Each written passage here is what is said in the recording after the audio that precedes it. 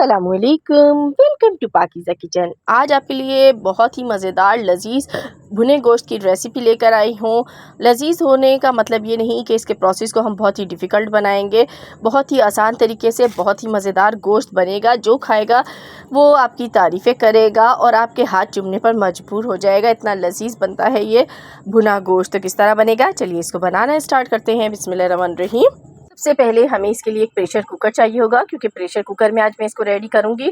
Pressure cooker में हम डालेंगे हस्बे ज़रूरत कुकिंग ऑयल और इसको गर्म होने देंगे।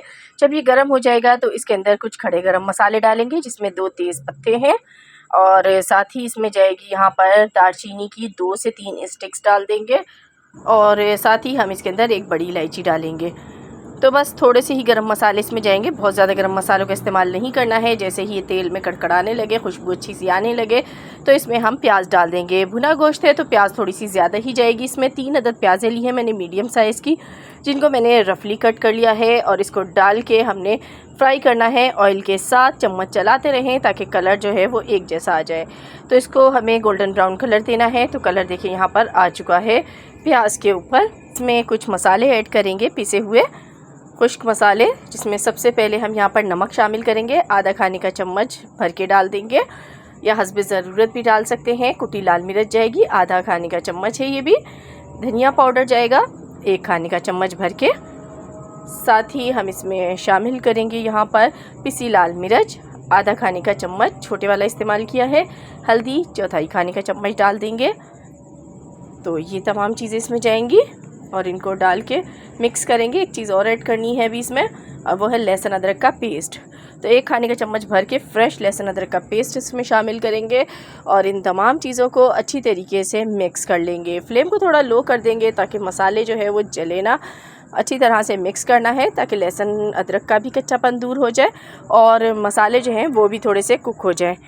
तो बस इसको आपने 30 सेकंड तक ही फ्राई करना है। उसके बाद इसमें गोश्त शामिल कर देंगे। तो यहाँ पर मैं 3 पाव गोश्त डाल रही हूँ और ये डाल के आपने इसके अंदर डालने हैं टमाटर। तो टमाटर भुने हुए गोश्त में थोड़े से ज़्यादा ही जाते हैं, तो 3 अदद ही टमाटर ले लिए हैं, बीच से कट कर दिया है सेंटर से। और उसके बाद इसमें जाएगा पानी। बहुत ही आसान सा तरीका है भुना गोश्त बनाने का। तो इसके लिए आपने बस इसको अब पानी इतना डालना है कि ये गल जाए और इसको लिड लगाएंगे। तो देखिए मैंने यहाँ पे 25 मिनट तक गोश्त को गलाया है। 25 मिनट्स में गोश्त बहुत अच्छा सा गल चुका है, लेकिन अभी इसके अंदर पानी यहाँ पर मौजूद है। तो ये जो पानी है इसको ड्राई करना बहुत ज़रूरी है, तो इसको हम ड्राई करेंगे। और इसी टाइम पर हमें इसमें शामिल करना है कुटा हुआ धनिया 1 खाने का चम्मच और पिसा हुआ ज़ीरा भी आधा खाने का चम्मच। तो ये दोनों चीज़ें इसमें शामिल करेंगे, इससे बहुत अच्छी खुशबू आएगी और जायका भी बहुत अच्छा बनेगा। तो अब ये जो पानी इसमें आपको एक्स्ट्रा नज़र आ रहा है, इसको ड्राई कर लेंगे। इसको अच्छी तरीके से भून लेना है और भुनाई करेंगे हम इसकी। तो ये देखें ऑयल सरफेस पे आ गया, बहुत अच्छा सा भुन चुका है। अब इसके अंदर पानी बिल्कुल भी यहाँ पर मौजूद नहीं है। अगर आप चाहें तो हल्की सी इसमें ग्रेवी भी बना सकते हैं, वरना आपने बिल्कुल ऐसा ही छोड़ देना है। बस इसमें लास्ट में आपने हरी मिर्चें डालनी है और हरी मिर्च डाल के 1 से 2 मिनट तक इसको कुक कर लेंगे। गरम मसाला पाउडर जाएगा इसके अंदर आधा छोटा खाने का चम्मच और डाल के मिक्स कर लेंगे इसको। आप लोगों से रिक्वेस्ट भी है, अगर वीडियो पसंद आ रही है वीडियो को लाइक और चैनल को सब्सक्राइब कर दें मज़ीद आसान और मज़ेदार रेसिपीज़ देखने के लिए।